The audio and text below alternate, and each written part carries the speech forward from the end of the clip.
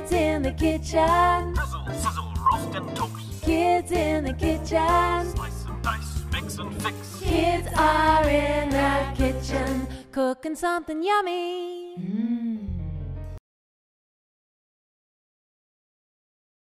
Welcome to Kids in the Kitchen. I'm your chef for today's session. My name's Stefan, and with me today we have Bailey! Bailey, and for our German viewers, he's our Junge chef for the day.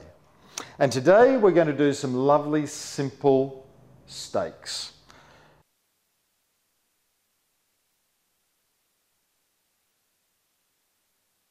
Grass? Yeah, it was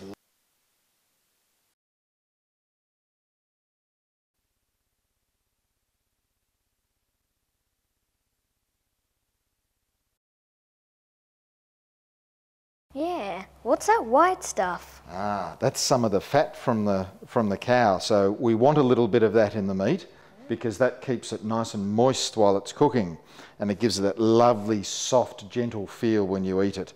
So that fat will actually render down while it cooks, so it won't look at all like that. I'm just going to trim a couple of little pieces off it. So be very, very careful with our knife. Make sure we keep our fingers away from what we're doing. So it's just that little knob there that we'll just trim off, and the rest of it actually looks very, very nice, doesn't it?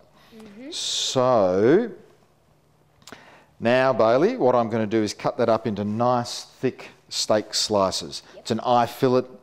They're really nice when they're thick. Do you like eating steak? Yes. Yeah? Definitely. How thick do you like your steaks?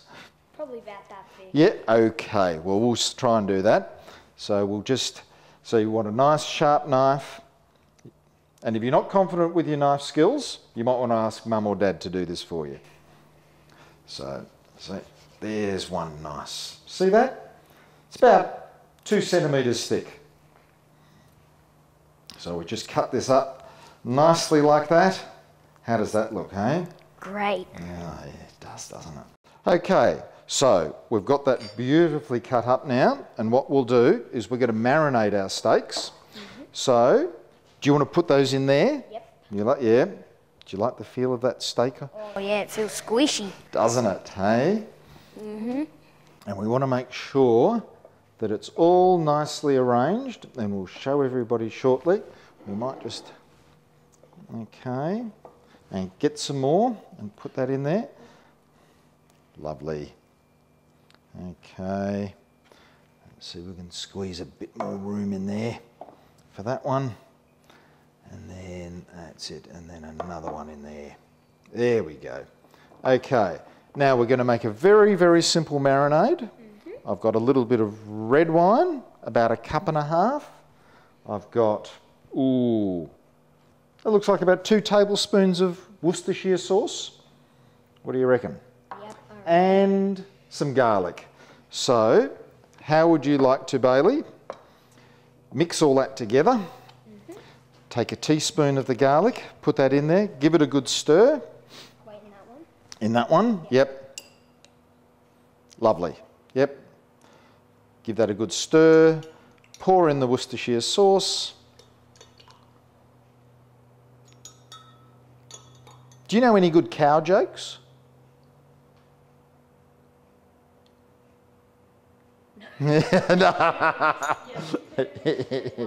I think I know one. What do you call a cow without any legs? I don't know. Ground beef. That's a good one. I like that one too. Anyway, tip that in there. Get that all beautifully mixed in. The Worcestershire sauce just gives it a nice little peppery, fuller flavour. So that's great. Now, do you want to pick up that jug and pour that over our steaks? That's it. Beautifully done. That's all right. We've got plenty of rags we can clean up the bench with. Good, that's excellent. So we've got them all nicely covered. Hopefully everyone can see that the steaks are all nicely covered. We'll put the lid on it. Keep that sealed. So we'll leave that for a couple of hours so that the wine soaks into the meat and gives it a little bit more flavour when we cook it up. Okay? So we'll say bye-bye for now. Bye-bye. And we'll be back to cook it shortly. And before the show, I was privileged to be able to catch up with international celebrity chef Gabriel at Toscano's in Kew. He'll be joining us throughout the season with wonderful tips on how to select fresh fruit and veggie for his special recipes. You know, it is quite amazing because every family seems to have 2 or 3 favorite vegetables. In my family in France, we ate a lot of green beans because my father used to grow them in large quantities. And for the winter months, my mother used to bottle some green beans. But one of the great ways of eating green beans for us was to make a green bean salad for when we went picnicking, often eaten with roast chicken.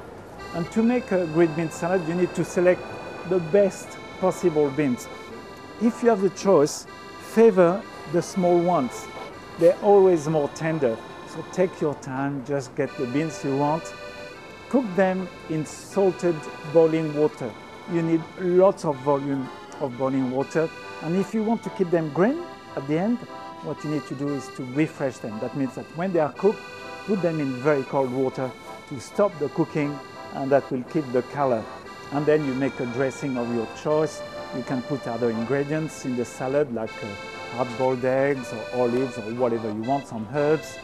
Always a dressing, and it is very delicious, and it's one of my favorite salads 40 years after my first green bean salad.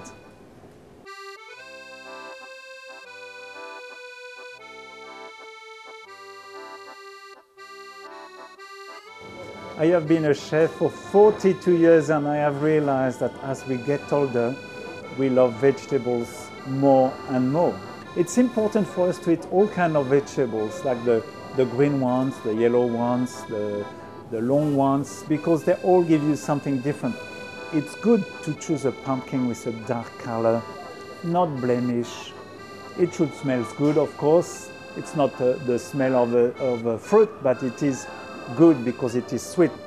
I love the pumpkin because it is so sweet, it is so satisfying, and one of the recipes that I really love is a pumpkin soup. So easy to do.